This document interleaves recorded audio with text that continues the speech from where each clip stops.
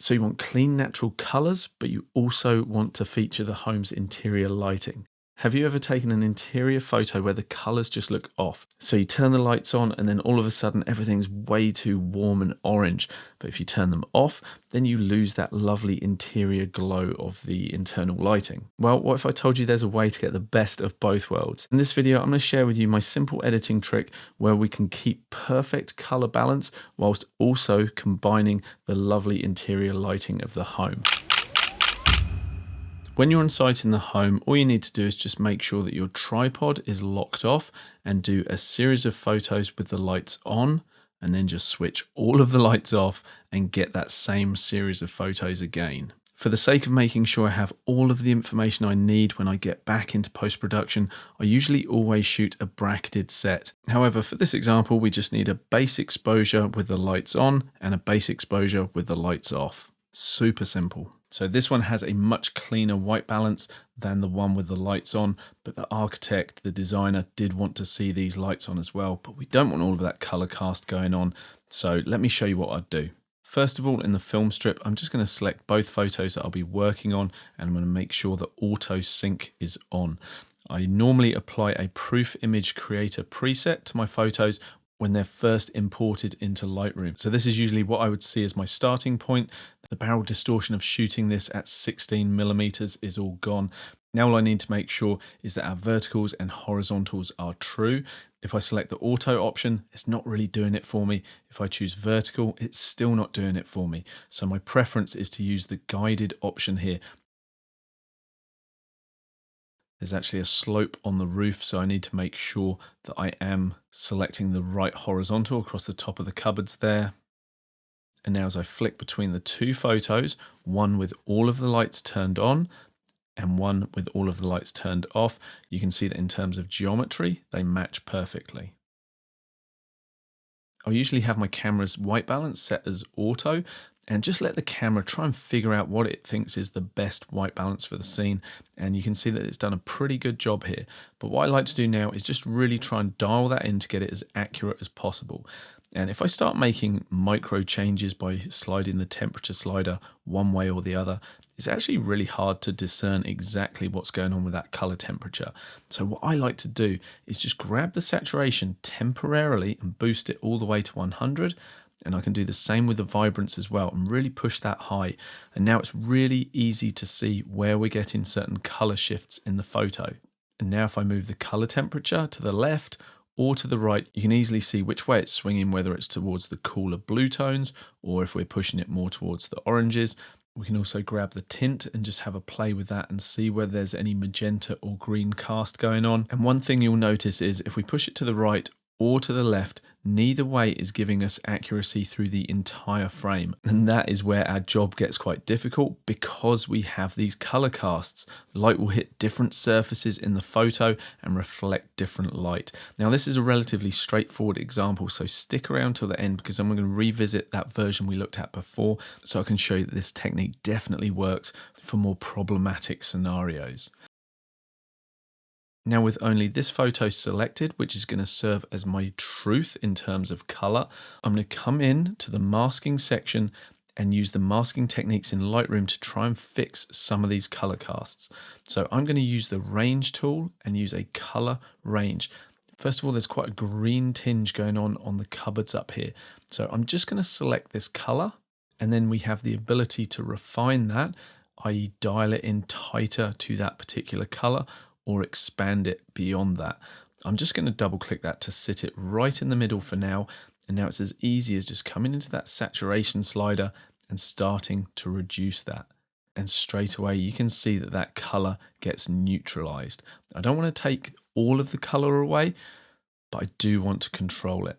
And we can just keep using that method if we see other areas. So we can create a new mask, come again to the color range, and this time I can see the blue down in this portion of the cupboard here. So I'm going to select that. I'm going to bring the saturation down from that component as well. But I want to make sure that this is not affecting the outside windows because they're supposed to have a bit of blue there. So I'm just going to use the subtract and I'm going to use the linear gradient just to remove that from this side of the photo.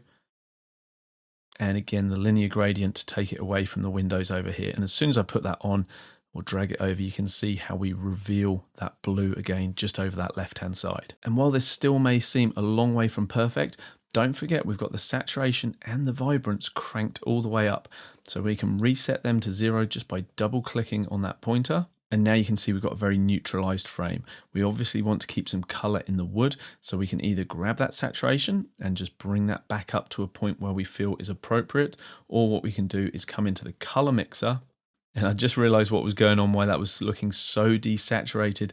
That saturation point was brought down for the reds, the oranges and yellows, and that's set like that as part of the default of my proof image creator, because often for interior photos it is the oranges and the yellows that get away on us, and so that's why that was looking a little desaturated.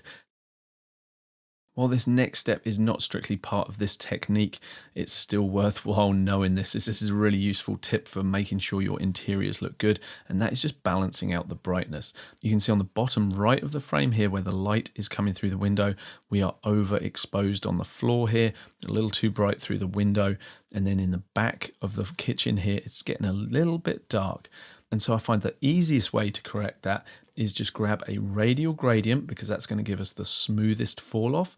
We can make a nice big radial path focused predominantly on the bottom right of the screen. And now if I grab the exposure slider and start bringing that down, you can see that that brings that in line with the rest of the photo. We can then add another mask to brighten up the kitchen. So I'm going to go for another radial gradient, this time expanding out from the center of the kitchen. And I'm just going to grab the exposure and bring that up ever so slightly. And when we darken down this right hand side, a side effect of that was we made this side of the kitchen a lot darker. So let's fix that really quickly. A radial gradient right over the top of that side of the kitchen, feathering out, and let's just brighten that up. And we can get a linear gradient to subtract that brightness from the window right there. What we can do is just spread that out so that we get a softer tapering of that effect. So now we've got our base exposure looking much better.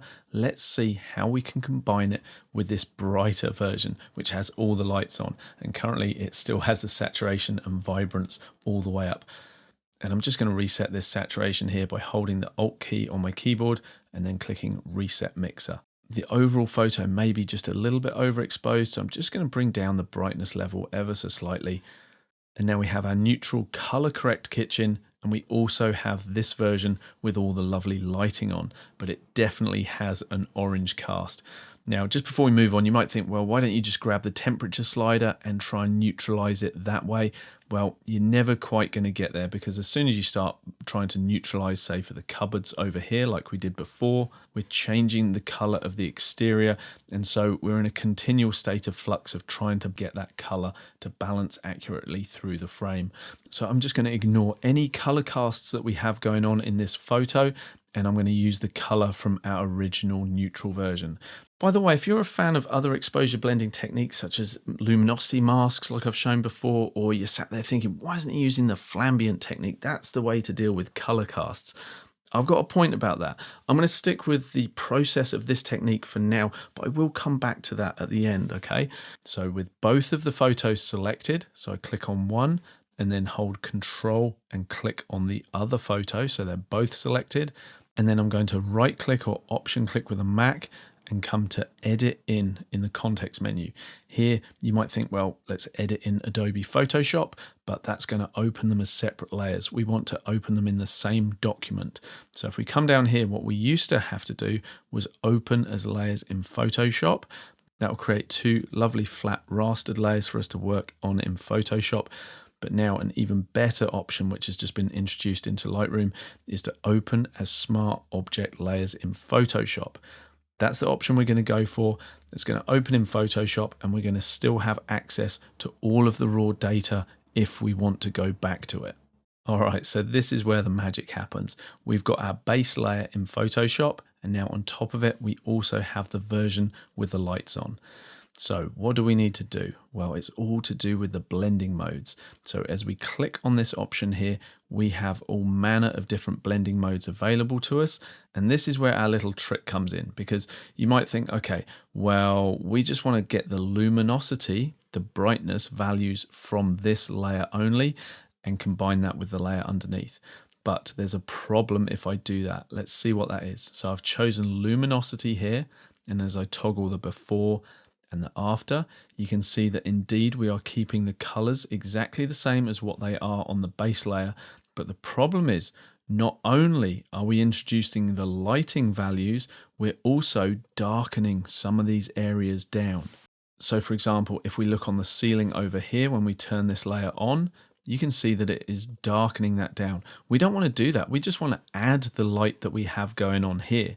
So as I zoom back out, you might be thinking, okay, well, the obvious option then is to go for lighten mode, but there's going to be a problem there as well. Let's have a look. I'm going to come down, I'm going to select lighten, and there you go. We are now lightening the photo.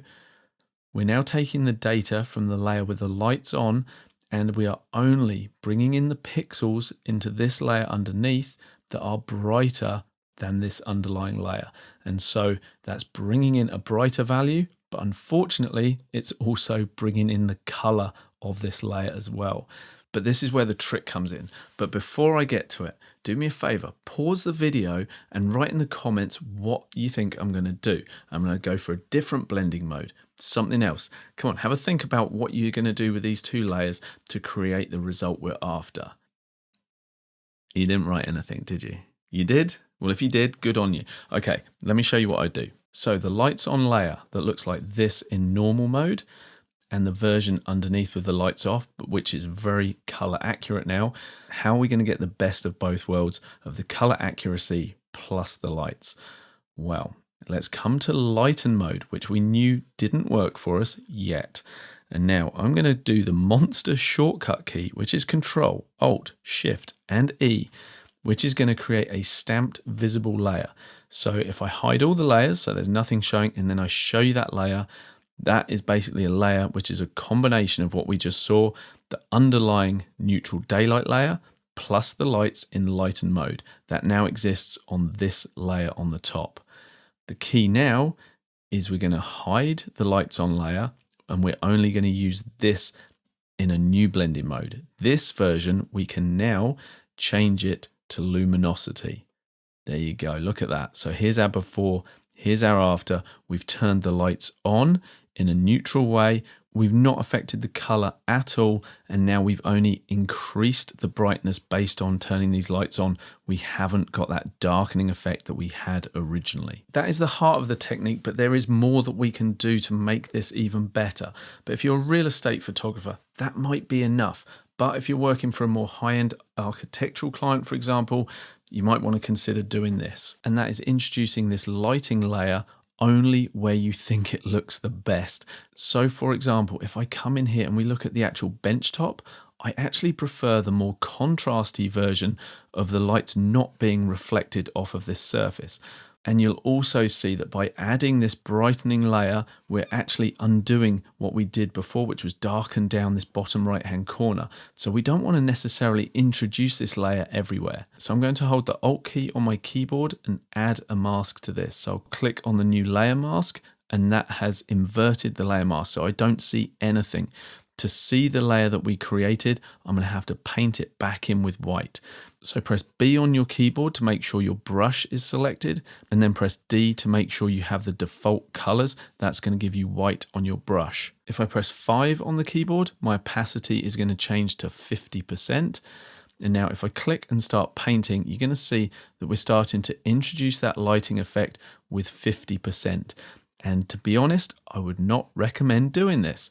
If we come in close, you're going to see a faded, washed out look of that light, and that's just not how light behaves. It's either on or it's off. It's not sort of halfway in between. And so come back to 0. 0 is going to give you 100% opacity, and now we can click and we can paint that light in exactly where we want it with full intensity. There's a light underneath the benchtop, so we can paint that in if we want. And then if I want to remove the effect, I just press X on the keyboard. So you'll see I'm now in the black paintbrush. So X just switches those, toggles those colors. So make sure I'm with black. And this time I will go for 50% by pressing 5 on the keyboard.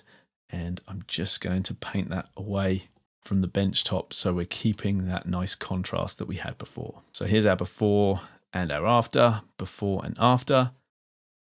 And then as a finishing touch to level up our work, as I always recommend, I've done another stamped visible layer. So that was that Control Alt Shift and E monster shortcut. I'm going to come over to Filter. I'm going to come to Luminar Neo. And with a super simple preset, I'm just going to elevate the quality of this work so much. So I'll just go to Presets, click to apply my architectural pop. So now we've got this really nicely finished layer from Luminar Neo. So here's our before and our after. And if I zoom in, you can see that all manner of things have been sorted out here. We've got more sharpness, the noise has been reduced, which may be hard to see on YouTube. And one of the big things is we've got a really nice bit of intelligent contrast introduction gone on here. So before and after, no highlights have been overexposed, no shadows have been lost. We've just added lovely detail. And if this is going to print in a magazine or online, it's just going to have so much more impact looking like this than this. And if you feel like it's just a little bit too much, obviously we've got the ability to work with the opacity and just drop that effect down. Making that preset to do that was super easy, and if you'd like me to show you how I've done that, just write show me Luminar Neo in the comments and I will do that for you. If you don't have Luminar Neo yet, it's a really valuable addition to your architectural photography editing, because you can basically automate what I just did there across a whole batch of photos. You don't have to use it as a photo by photo plugin like I showed you here. You can automate your whole entire real estate or architectural photography shoot using that preset. Now, I promised you that I would show you a more complex and difficult scenario, so let's take a look at that now. So let's jump to this other example here. So this is my exposure I took with the lights off. And as you can see, even though we have a lot of brown timber, we've got a turquoise wall in the background. Really, these colors are about as good as they should appear. We really don't need to be adding any flash in for this particular photo. That's why this method can be used instead of the flambient technique. So the version that I have with the lights turned on looked very different indeed. So this is it. I had to drop my exposure so that these lights in the interior would actually show up. So this is our daylight version, and this is our gnarly color cast version, but at least we can see all the lights. So let's use that same technique that we just looked at before. So on the bottom is our daylight version, then we've got the lights on above that. So again, let's see what happens. If we change this to lighten, we get those horrible color casts. But if we change it to luminosity, we keep the color of the underlying layer, but we're also introducing all of the darkness of the lights on layer. And so we're going to use that technique where we go lighten. We create a stamped visible layer. So we're merging all of these layers together with that Control Shift Alt and E. Now we're going to throw away the lights on layer. We don't need that anymore. What we want to do now is turn this to luminosity. So here's our before and our after. We've turned those lights on. And I just want to show you that this version here, I've just masked in the effect of the lights only where I want them. And then as a finishing touch, I've used Luminar Neo with that preset just to give it a little bit more pop. So here's our original with the lights off. Here's our finished version with the lights on, but keeping true to that original color before and after.